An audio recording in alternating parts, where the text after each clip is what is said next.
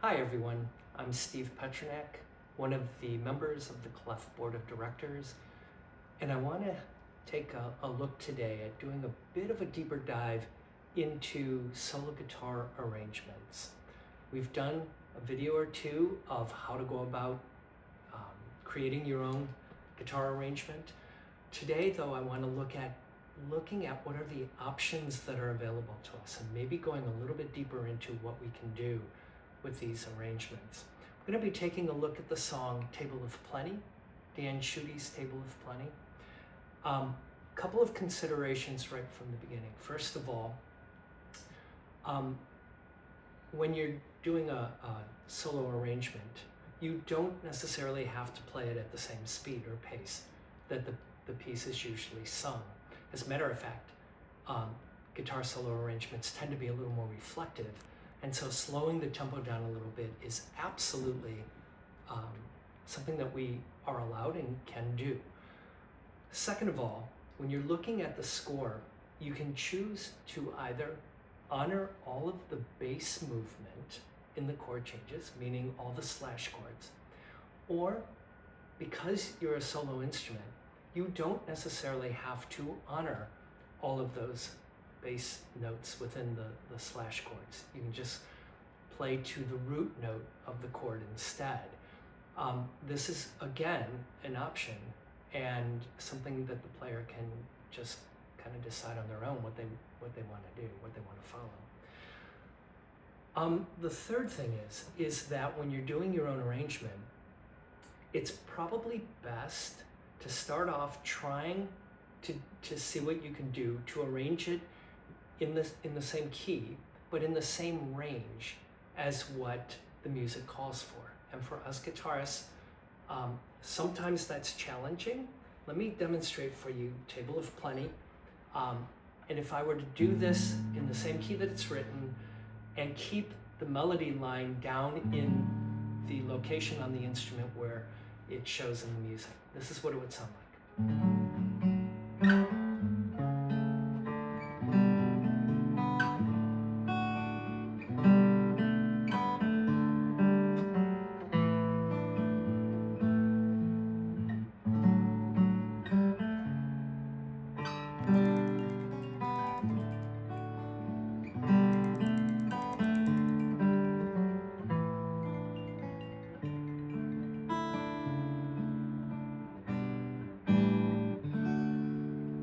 So we're just going to be focusing on the chorus.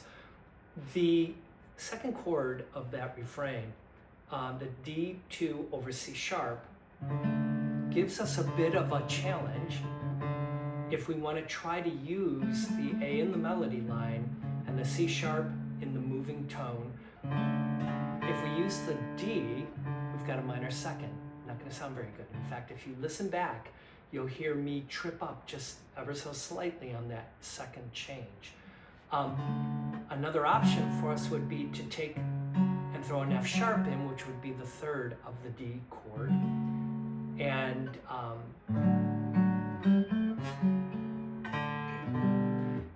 use that chord instead, the F sharp instead of that C sharp to the D. Or if you heard the second half of the time that I played it, I just let that hang, that C sharp hang for the whole measure and went on with the melody line. Those are just a little, couple of different options that you can use when you face a tough chord change like that. That was okay, but it would not be my preference. What my preference would be to take that melody and raise it an octave and still play all of these chords against the melody raised a full octave. This is what it would sound like.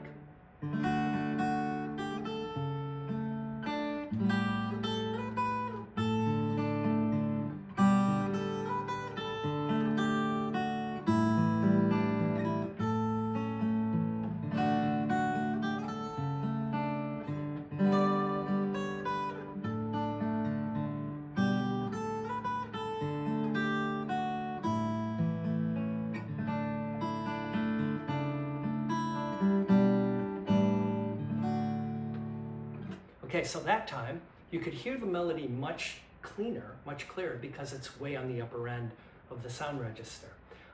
You have a few challenges when you take that octave or take that melody up an octave. Some of the stretches, like to grab the A in the melody line with the D2 over C sharp, bit of a stretch. That all that we need, you've got to be able to move up your fretboard very quickly to grab that. There are all kinds of different options for you chord-wise. Like when we go up to that high G, we could play that G all open with the high melody note, or I can close that chord down and play a higher version of that G chord even. I have all kinds of different options that I can use for that high chord. Those chord options are available to you anytime that you're doing these arrangements. And sometimes exploring the best chord will create the best sound out of the arrangement that you do. Still not bad, but there's another option here, and that is to make it a little bit simpler on the changes, and that is to go ahead and capo and play it in a different key. This would allow you, I mean, you really wouldn't have to even capo if you don't want to, because you'll still get a sense of the song. Like if I were to play it instead of capo 2,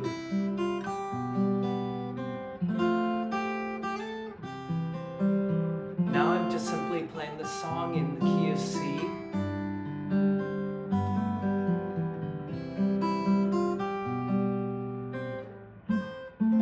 There's that, instead of a G chord, F chord. Okay, so I could do that, or if I wanted to keep it in the key of D, I could play a capo 2, doing the same thing.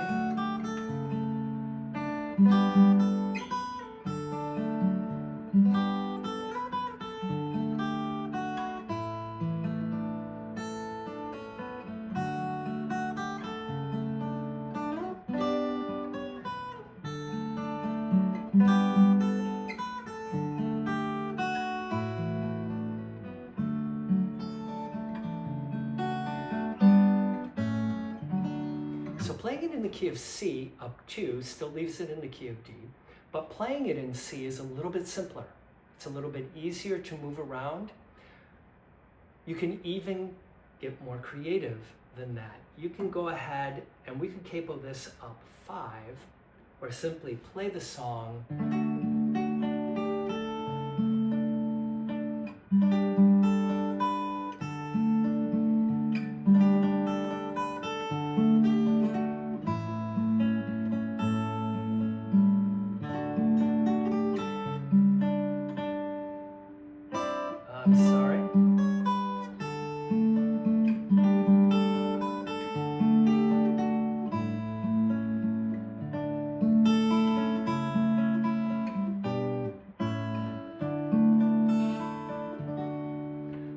that becomes super simple with where that melody lands with your chord changes. Chord changes can still be tricky. You saw one of them caught me there in the one middle of it. That's a tough stretch.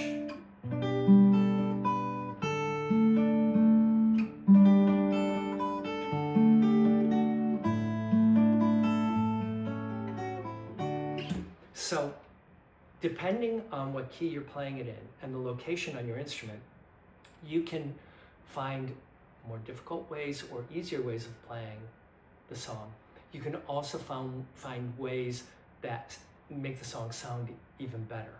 Now, when you're up 5 and you're playing that melody line up in the upper register, remember everything is up in the upper register, so you're losing a little bit of the bottom end of the instrument. But still, the point of this is to show or demonstrate you have tons of options for when you're creating your own arrangements, and it's best to explore. You even heard a few of the times you heard me putting moving lines in, like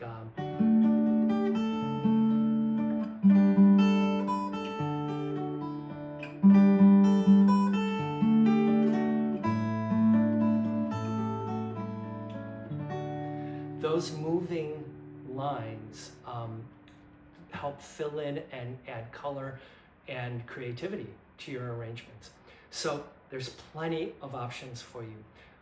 Best to spend time, immerse yourself in what you're playing and the arrangements that you're trying to create, to find all of the creative options that are available to you, and then from there build the best arrangement you can build.